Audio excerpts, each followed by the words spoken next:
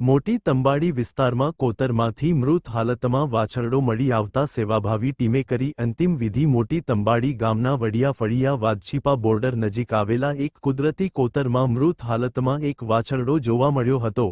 ઘટનાની જાણ થતાં સ્થાનિક લોકોએ સેવાભાવી કાર્યકર પ્રથમ પટેલનો સંપર્ક કર્યો હતો. માહિતી મળતા જ પ્રથમ પટેલ અને તેમની ટીમ તાત્કાલિક સ્થળ પર પહોંચી હતી.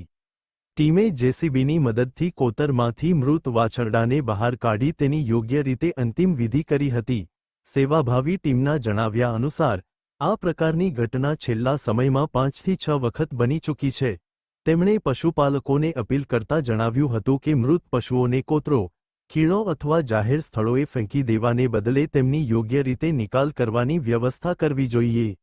આવી બેદરકારીથી પર્યાવરણ પ્રદૂષિત થાય છે તેમજ અન્ય લોકો અને પશુઓ માટે પણ મુશ્કેલી ઊભી થાય છે. સેવાભાવી ટીમે તમામ પશુપાલકોને જવાબદારીપૂર્વક વર્તવાની અને મૃત પશુઓનો યોગ્ય નિકાલ કરવાની વિનંતી કરી છે.